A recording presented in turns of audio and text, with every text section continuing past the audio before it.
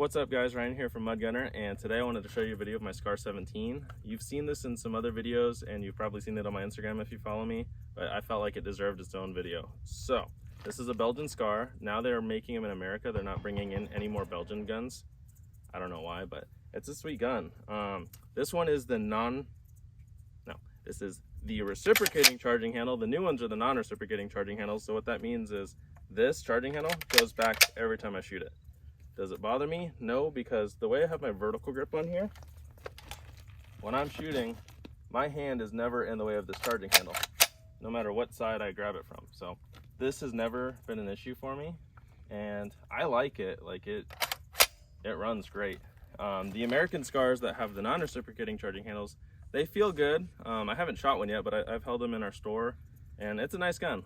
But I like this one. This one's mine. So I bought it as a bone stock Scar 17. There was nothing done to it.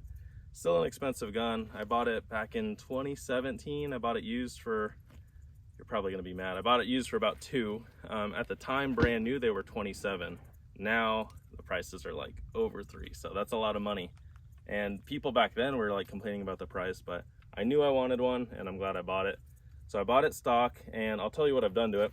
So I added a Geisley trigger. I feel like this is a major upgrade when you buy these guns, because the triggers, they're not the greatest. They're like a 7-pound mil-spec trigger. It's like decent, like it's fine, but if you want it to like be able to shoot faster, a little bit more accurate, this is a good upgrade.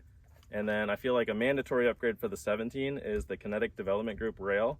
This is their MREC 6.5-inch rail. This is the Gen 1, I believe. They're on like a Gen 2. And I like this rail. It adds no weight, but you see it brings the rail almost all the way to the end. Especially when I suppress it, it just looks better. And it adds a little bit more rail space because I have a bipod on here and my vertical grip. The factory Scar 17 rail stops right here. So the bipod would have been a little bit tougher, but I have this mounted. This is a Harris bipod. So I have an M-LOK rail section. I have a Knights Armament bipod adapter, and then a Harris bipod. So works good, never had any issues with it.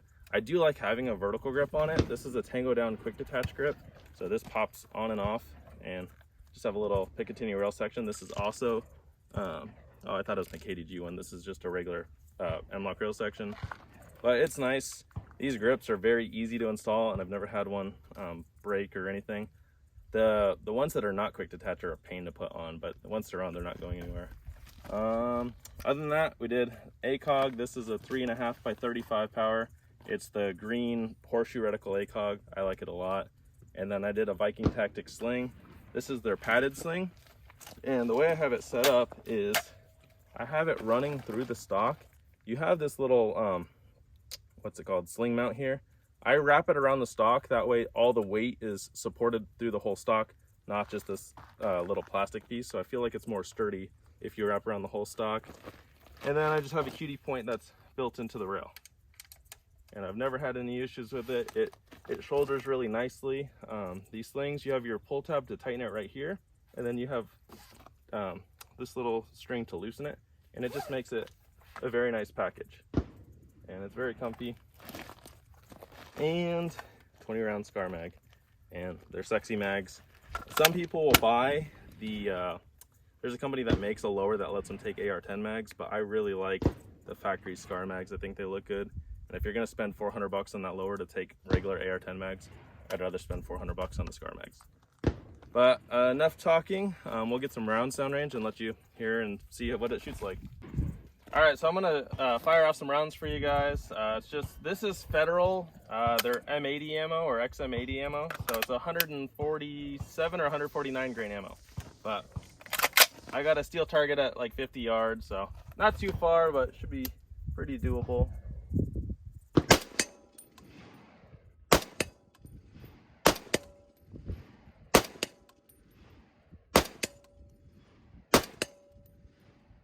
At this distance, it's pretty simple.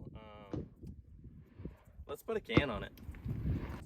So back when I bought this, like a year later, I bought my first suppressor, and it was this one. This is the Silencer Co. Omega 30 cal can, and it works from like 22 Win Mag all the way up to 300 Win Mag. I just use it on 5.56 and 308. But I thought this can at the time would look really good on the Scar, and it does. I know some people don't like Silencer Co. I like them. I think it's a good quiet can, or at least bearable enough. It may not be the most durable, but I've had this thing for a few years. I haven't like drug it through the dirt or anything, but it's held up. It's still a quiet can. It's carbon locked a couple times, but that happens with other cans too. And with this one, I have it set up on the muzzle brake. This is the ASR muzzle brake. And I feel like having a muzzle brake on a 308 helps, especially when you're suppressing it, because those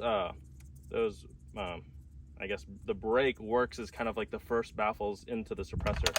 So I think it will make it a little bit quieter than if I just had like a flash hider on there.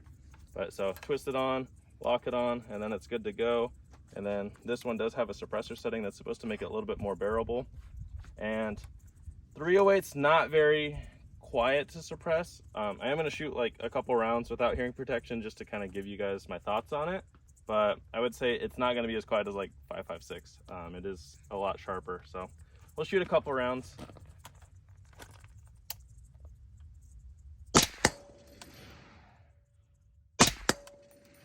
Yeah, you could definitely do a few rounds if you had to, or for hunting purpose if you had to fire one shot.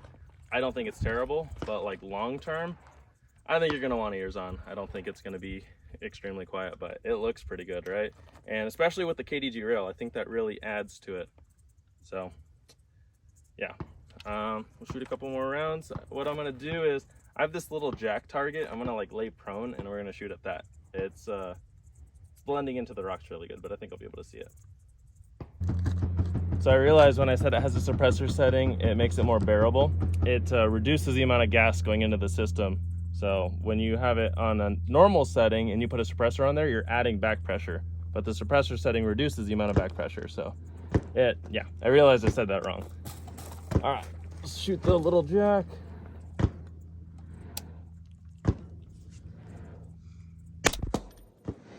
Got it.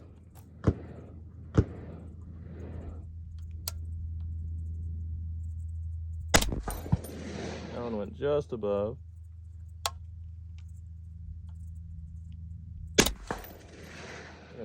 I have to cover the ACOG a little bit, so it's a little bright out here. Some people tape their ACOG to reduce the amount of light going in because it's a fiber optic strip, but I haven't done that yet.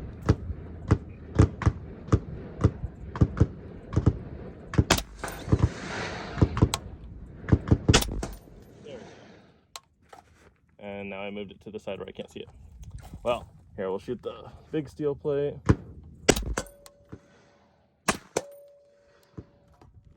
Yep, that's pretty nice.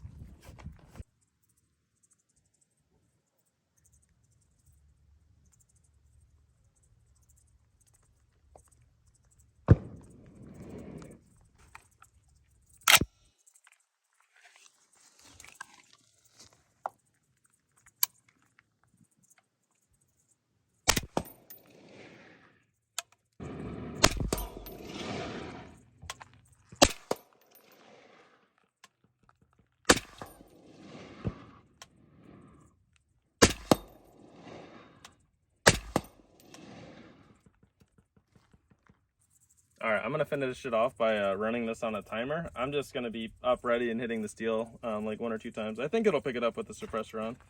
All right, let's do this.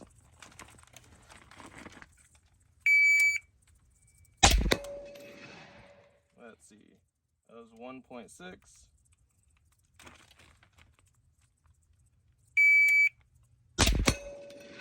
That was 1.26. All right. That was 1.21. And I feel like I need to show you guys. Here, can you zoom in on that? Because I don't want to be like Lucas from T-Rex where they're like, oh, you got to show your time, otherwise we don't believe you. Does it show it? But 1.21. That's probably going to be my threshold, is the 1.2.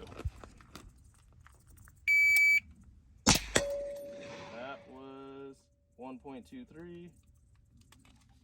Do a double tap.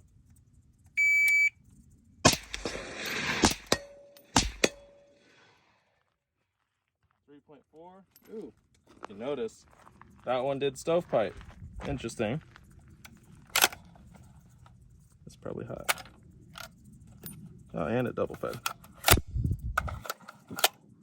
I'll show you guys if it malfunctions. I don't mind showing you guys. Yeah, let's try that again.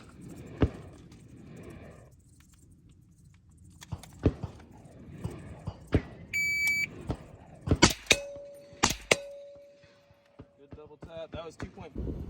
You guys are gonna laugh at me because I think I know why it's stovepiped. I leave this in the suppressor setting, and I didn't think, oh, I took it out of the suppressor setting. Because I forget half the time. I have so many different platforms, it's hard to keep track. But I believe the 12 o'clock is the suppressor setting, or no, 12 o'clock is normal, and then 2 o'clock would be suppressed.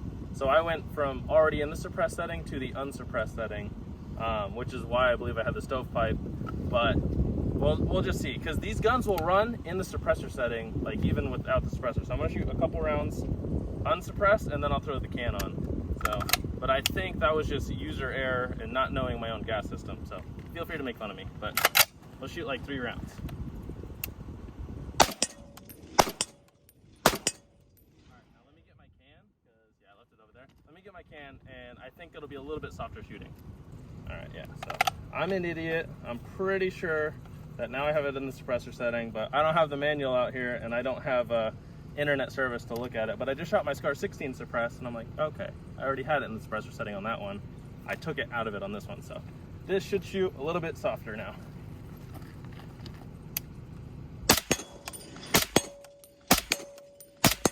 It might still be like a little overgassed, so the brass is ejecting more forward, but it might feel softer.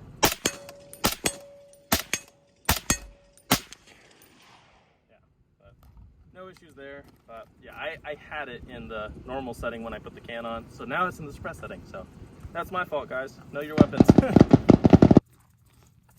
Alright, so I got 5 rounds left.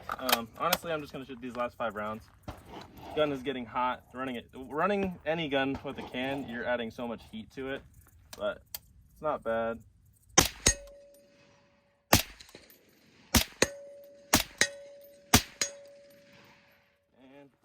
That's it. Yeah, I like this gun.